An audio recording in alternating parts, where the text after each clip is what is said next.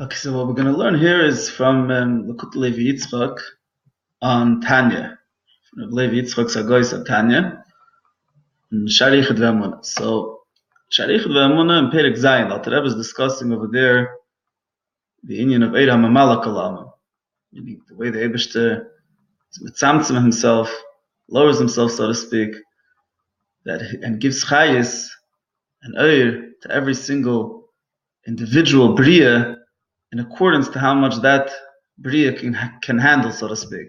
Meaning every single creation is different. Every creation, some creations are bigger than others, greater than others, whether bekamos, be'eches, whether in quality and quantity, and therefore each one gets a certain amount of chayis in accordance to how much what makes sense for him, so to speak.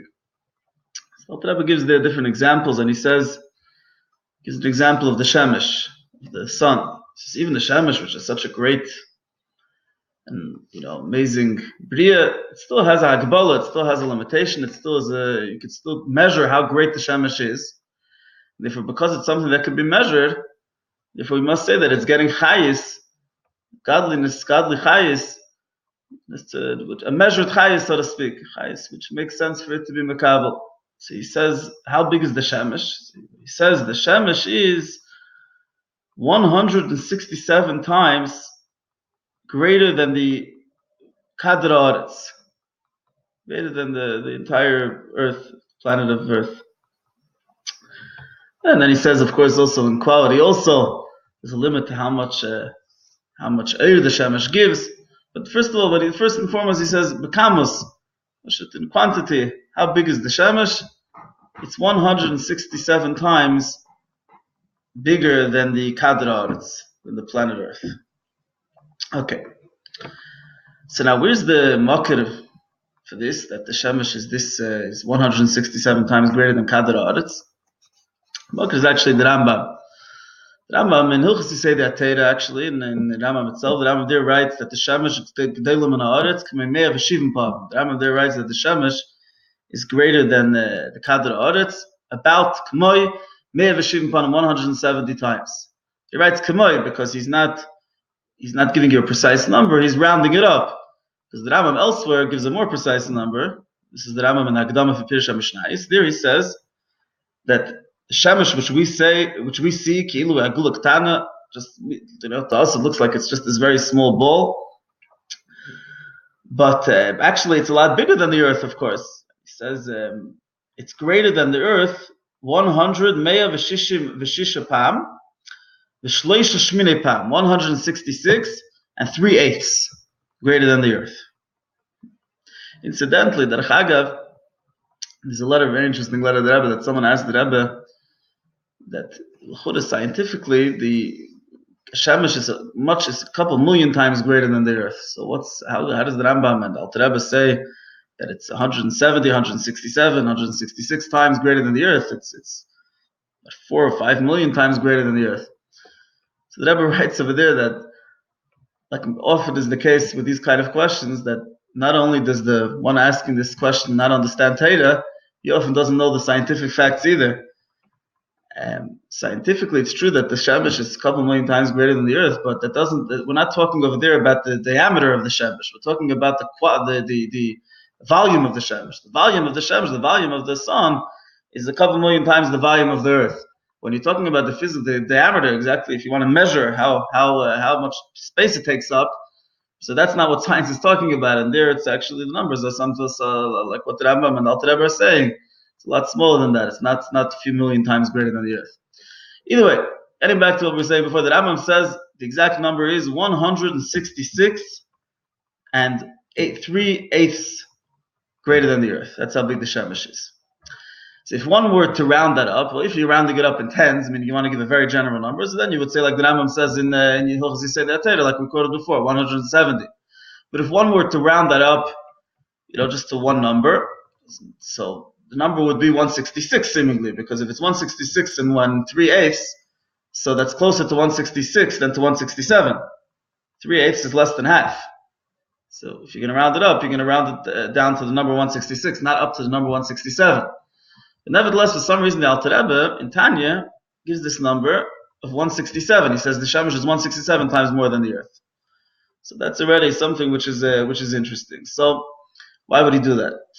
So the Levik in his Tanya, like he said, he explains a Kabbalah, explains why the Alter Rebbe said this number, like we'll see in a second. It's based on Kabbalah. Everything that I said now from the Rambam, etc., that the Levik doesn't bring.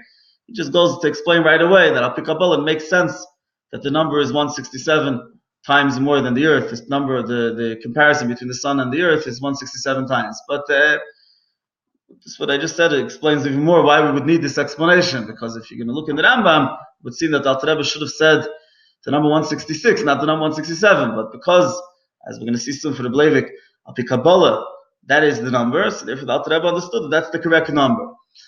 Also, so what does that mean? In other words, he's going to explain that the shadish, everything in this world has a shadish lamayla. Every single bria has a shadish lamayla. Like the shade, an ox comes from the pnei shesh of merkava, etc. In chadav lamata, in chayisav lamayla sheish lamata shein lo yisav lamayla shein lo mazal lamayla hamakal bevem legdal. Right, every single thing, even every single piece of grass has some sort of mazal lamayla, which that's where it's nishtalshel from. So he's going to explain how in Shadish Inyanim, the Shadish in the Lakus for the Inyan of Shemesh is 167 times greater, so to speak. In other words, there's like 167 times more Gila Lakus there than there is in the Shadish of the Oretz in a Lakus. The Shemesh has a Shadish in Lakus and the Oretz has a Shemesh in Lakus. And the Darga, where the Shadish of Shemesh is, receives, so to speak, 167 times more gila lakus than the darga in the lakus, which is the shadish of the arts, and therefore, begashmis, that's the way it is. Also, everything begashmis is nishtash of meruchnis, because in ruchnis the shadish of shemesh is, so to speak, 167 times greater than the shadish of arts. For begashmis also, the shemesh hagashmi is 167 times bigger than the arts hagashmi. Okay, so what does that mean? So what does this all mean? So, as we know, as is mentioned in many places, the sphere of Malchus is the shadish of the Aretz. First of all, I mean, if you're talking about Aretz in terms of the ground, the place which is Matzmiach, which from there grows out trees, or other inyanim of Tzemeach. So the comparison to Malchus is that Malchus, as we know, is less lamegam klum. It doesn't. Malchus is a sphere that has nothing of its own, and it receives everything from the higher spheres, from the spheres of Zohar, etc. But Malchus is also a mashpia. Malchus gives what it receives from higher levels, and it gives it over to the lower levels, to Elam Izbri, Yitzir, and Asiyah. So similarly, the Aretz Hagashmi it receives the rain. It itself can't grow anything from itself. It wouldn't be able to do anything. It receives rain, and through that it's matzmiach. It grows out a lot of everything that grows from the Aretz. And even if we're talking about also in a more general sense, is the Aretz in general. If we're talking about Aretz, not just the part of the Aretz that grows, that the Aretz kipshute, but also Aretz is a general world, is a general reference for this world, for Elam Hazeh. Of course, the Aretz comes from Malchus, because Malchus' inyan is to be master. Malchus is the shadish of the Helam Analukus, Helam V'Esther that there is, and the entire world, the way as we know it, is only here because there's a Helam V'Esther Analukus. If we would see Alakus, we wouldn't exist the way we exist. We wouldn't feel our own entity. We wouldn't feel ourselves as a yesh. We would feel that emes, the truth, that ain't that there's nothing besides the Eibishter. So the shadish of Aretz is from Malchus. Shemesh, the shadish of Shemesh is from Zoh, from the 6 spheres higher than Malchus, Chesed until you say it. Because, as it says in the pasuk, Shemesh u'magin avaya v'elakib. In other words, we compare the Shemesh. Shemesh is a place of Gilui. We compare the Shemesh to the Shem Havai, Yud Kevavke. Yud Kevavke is connected to those 6 spheres of Chesed until you say it. And in general, Shemesh, its Indian is Gilui, revelation, which in Shadish Inyanim that comes from the spheres higher than Malchus, where there's Gilui Lukus. Malchus is already where, like we just mentioned, Tzimtzum starts. Malchus is Hester and Lukus, Helam and Hester and Lukus. So it's a Shemesh is connected to Zoh, and Malchus is connected to Malchus. So as we're going to see, Zoh and Malchus, which both receive from Eid and Sof, the ultimate infinite light of the Eibishter, so Zoh, so to speak, receives 167 times more Gila Lakus than Malchus receives. So, idea is like this. all inyanim, all sviras l'mayla and elam atzilus receive from Eid Sof Shalifnei Atzimtzum through the Eid HaKav. Right? In order for there even to be a concept of sviras, the Eibishter had to, so to speak, condense his Eid into an Eid HaKav, which is like a line, so to speak, meaning that it's mitzumtzum, it's not the way it is, not as infinite and not as great as it is on its own, but Eid HaKav is mashpia, and through that comes all the sviras, Zoh and Malchus. But Eid HaKav really is itself very, very high, and the way it's mashpia into the Sviras of Atzilus is first into Chachma d'Atzilus, and only from Chachma d'Atzilus does the rest of the Sviras of Atzilus get some revelation from Eid HaKav. From what part of Chachma d'Atzilus do the rest of the Sviras receive this revelation from Eid HaKav? They receive it from Yusaid of Chachma d'Atzilus. Yusaid of Chachma d'Atzilus. It was every single one of the Sviras have within themselves all the 10 Sviras, similar to what we say in Sviras Aimer, Chesed Shebechesed, Gvura Shebechesed. So Chachma has all the 10 Sviras. There's Chachma Shebechachma, Bina Shebechachma. Yisaid Shebechachma, Yisaid is always the idea of Ashpa. As the Alter Rebbe brings in Ageres HaKedesh and Tanya, this is very well known, that Yisaid is the Ashpa. Malchus is already the Makabel, and Yisaid is the way the mashpia is mashpia into the Makabel. So Yisaid of Chachma is where the Hashpa is from Chachma d'Atzilus, so to speak, are nimshach into the rest of the Sviras of Atzilus. So if all the Sviras of Atzilus are receiving from Eid HaKav through Chachma d'Atzilus, so what that means is that they're receiving from Yisaid of Chachma d'Atzilus. In other words, all the revelations that there are, all the different Giluim that there are in the rest of the Sviras of Atzilus, it's all taken from Yisaid of Chachma d'Atzilus. Levik is mitzayin to the Biurei Azayah of the Alter Rebbe, where he explains this at length, and over there, in this Biurei Azayah, the Alter Rebbe gives a mashal to the difference of the way Zoh is makabel from Zoh, the 6 Sviras are makabel from Yisaid of Chachma d'Atzilus, and the way Malchus receives from Yisaid of Chachma d'Atzilus. Yisaid of Chachma d'Atzilus. The mashal that he gives is, we have the Eid HaShemesh, for example. Eid HaShemesh shines into the Eid HaLevana, into the Levana, shines into the moon, and someone here on earth, when he sees the light from the moon, is what he's really getting is light from the sun. But it's totally different. It doesn't look like the light of the sun. It's already in the Levana. It's very condensed. It's changed totally. Or like another mashal that he gives, when you have light, you have a great light which is going through a curtain. There's a curtain blocking the light.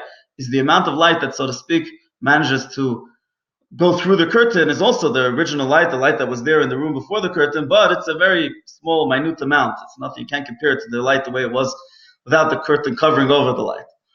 So the same idea, he says, is Zoh, the Atzilus, the 6 Sviras of Atzilus, they get from Yisaid the Chachma of Atzilus, an amazing amount, so to speak.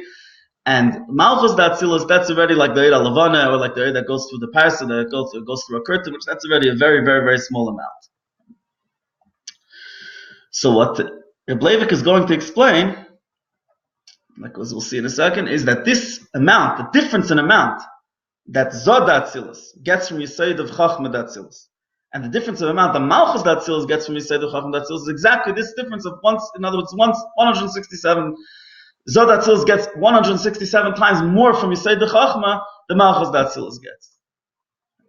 Which is why, like as we begun, why the Shemesh HaGashmi is 167 times more than the Aretz HaGashmi, because the Shemesh HaGashmi, again, his shirish is in Zoh d'Atzilus, and the Aretz HaGashmi shirish is in Malchus d'Atzilus. So what's the reason? Why is this 167 times?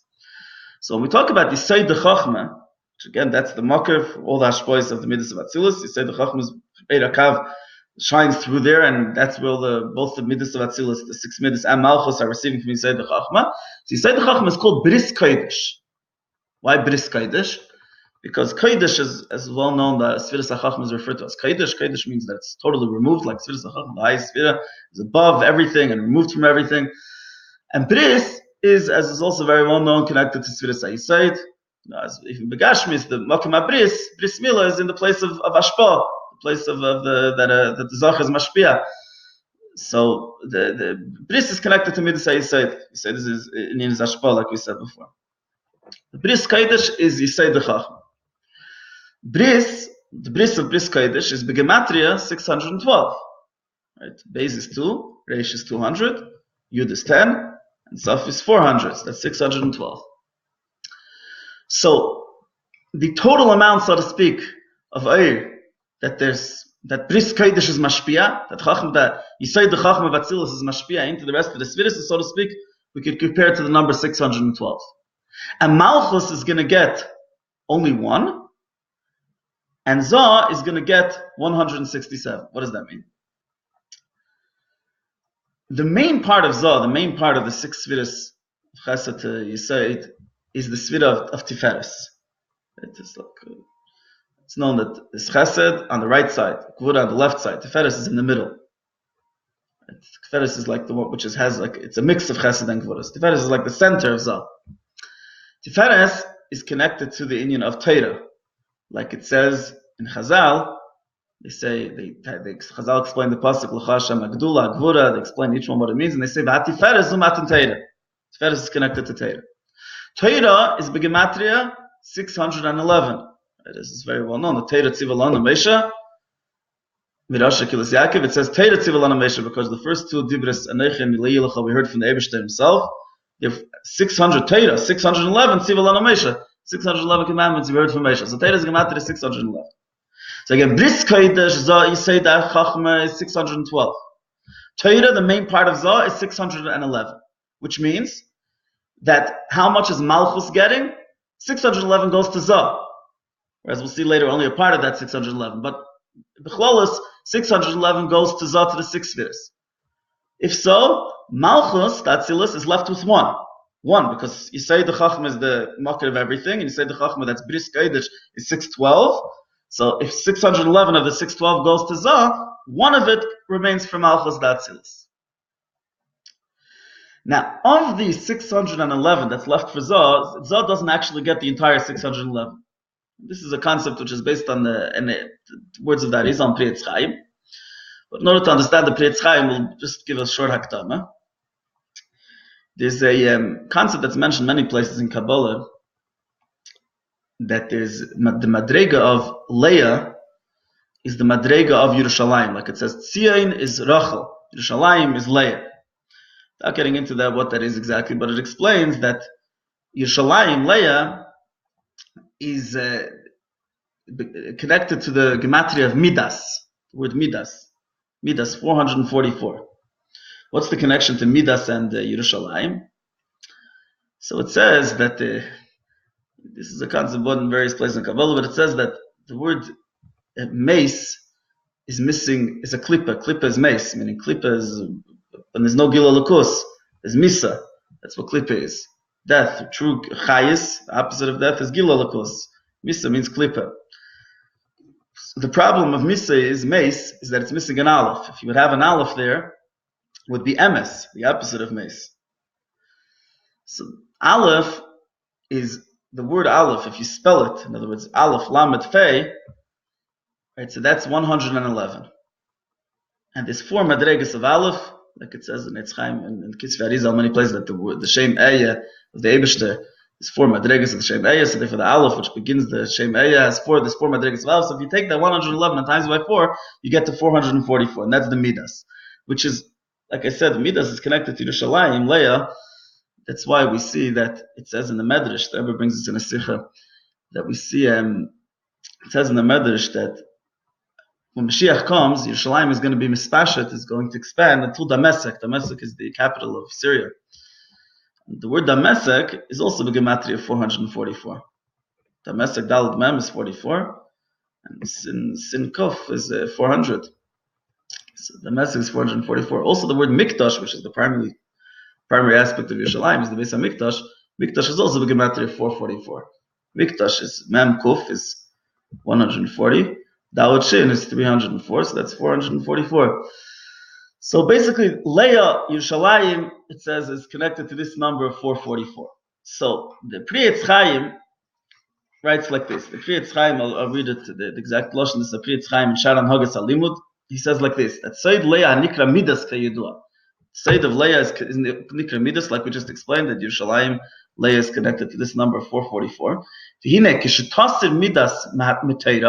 you'll take away the 444, the Midas, from Torah, which is 611, Yishor Kuf Samach Zayin, the 167 will remain. Who say the Charaim Shal Bina Nechnases B'Zah, and this is the amount that goes from Bina into Zah, this 167. In other words, the Eitz Chaim is telling us that although Torah is 611, and therefore Zah in general takes 611 from Yisei the Chachma, as we mentioned before, but if we go into more Bepratis, the Madrega of Leah, whatever that means, takes 444 away from that. So what remains for Zah is exactly 167. So again, Bris Kodesh is 612. Torah is 611, meaning one is left for Malchus. Torah is Zah. Only one is left for Malchus. Of the Torah, Zah only really gets 167, because 611 minus 444 is 167. So Zah has 167, Malchus has 1. So that's why the Alter Rebbe writes that the comparison between the sun and the earth, the sun, which its sherish is in Zah, in the 6 Sviras higher than Malchus, and the Aretz, which the sherish is in Malchus, is that the Shemesh, sun, is 167 times greater than the Aretz. And the Eibishter should help that schus of learning the Torah of the Balei Lula, Rabbi Levi Yitzchok, like as the Rebbe asked, which is, of course, in Yanam of Primis HaTorah. So the schus of being Isaac, these in Yanam Primis HaTorah, which is connected to Teras Shal Mashiach, we should be Zeicha B'Karav Mamish to the Gula Mitzvah Shleima.